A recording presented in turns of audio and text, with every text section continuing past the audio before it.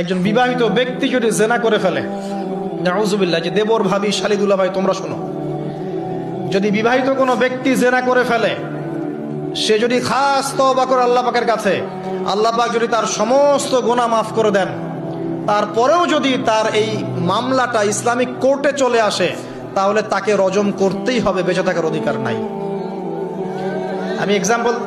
আমি দলিল দিচ্ছি, শোনেন। নবী সাল্লাল্লাহু আলাইহি ওয়াসাল্লামের একজন সাহাবী, মহিলা সাহাবী, তিনি পাপ করে ফেলেছেন। কি করেছেন? জেনা করে ফেলেছেন। বিবাহিত ব্যক্তি ছিলেন। নবীর কাছে এসে বলছেন, ইয়া রাসূলুল্লাহ তাহহিরনি, আমাকে পবিত্র করুন, আমি অন্যায় করেছি। নবী সাল্লাল্লাহু আলাইহি ওয়াসাল্লাম বলছেন, মুখ ফিরিয়ে নিচ্ছে, একবার ডান দিকে মুখ ফিরাচ্ছেন, একবার বাম দিকে মুখ ফিরাচ্ছেন। নবী শুনতে যাচ্ছেন না, কারণ এটা কোর্টে চলে আসলেই বিপদ। নবীজি বলছেন, বাসায় যাও, বাসায় যাও, তওবা করো, আল্লাহর কাছে তওবা করো, আল্লাহ মাফ করে দিবে। বাসায় চলে যাও, বাসায় চলে যাও, তওবা করো, আল্লাহ মাফ করে দিবে। সে মহিলা বলছে, না ইয়া রাসূলুল্লাহ, আমি অনেক বড় অন্যায় করেছি, আমাকে পবিত্র করুন।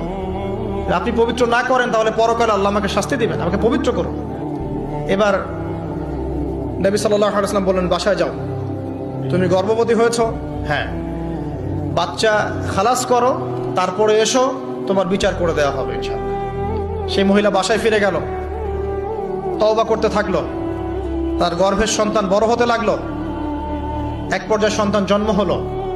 সন্তান জন্ম হওয়ার পর সে এসে বলছে, ইয়া রাসূলুল্লাহ, এই যে কোলের বাচ্চা, এই যে 3 দিন আগে 4 দিন আগে হয়েছে সন্তান, আমাকে এখন পবিত্র করে দিন, আমাকে শাস্তি দিয়ে পবিত্র করুন। নবী সাল্লাল্লাহু আলাইহি ওয়াসাল্লাম বাচ্চা দিকে তাকিয়ে বলছেন যে এই বাচ্চাকে দুধ পান করাতে হবে।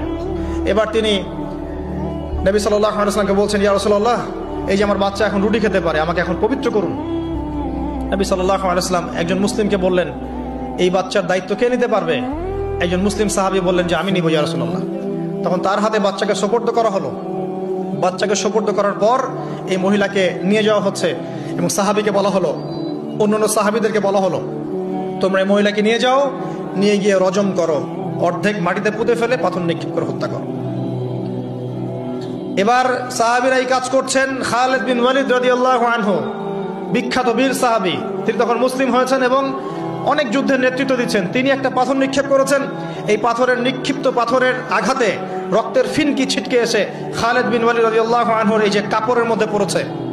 তখন খালিদ বিন ওয়ালিদ রাদিয়াল্লাহু আনহু তিনি বলছেন, ছি, আমার কাপড়ে একজন ব্যভিচারী নারী রক্ত পড়লো, এরকম একটা স্টেটমেন্ট তিনি করেছেন।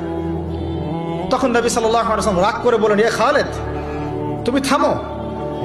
তুমি জানো এই মহিলা অন্যায় করার পর এমন তওবা আল্লাহর কাছে করেছে, এত বেশি তওবা সে আল্লাহর কাছে করেছে, এত বেশি তওবা আল্লাহর কাছে করেছে বিগত এই সময়গুলোতে, এই তওবা যদি পুরো মদিনাবাসীর মধ্যে ভাগ করে দেওয়া হয় তবুও কম হবে। এবং সেই মহিলা এখন জান্নাতে আছে, জান্নাতে নদীতে সাঁতার কাটছে ইনশাআল্লাহ। আমি বুঝাতে পারলাম কিনা? এই মহিলাকে আল্লাহ পাক মাফ করে দিয়েছেন, তিনি জান্নাতে আছেন ঠিকই, দুনিয়াতে তার বিচার নবীজি করেছেন। তারপরেও আমি কি বুঝাতে পারলাম যে বিবাহিত ব্যক্তি ব্যভিচার করলে কিরকম শাস্তি হবে?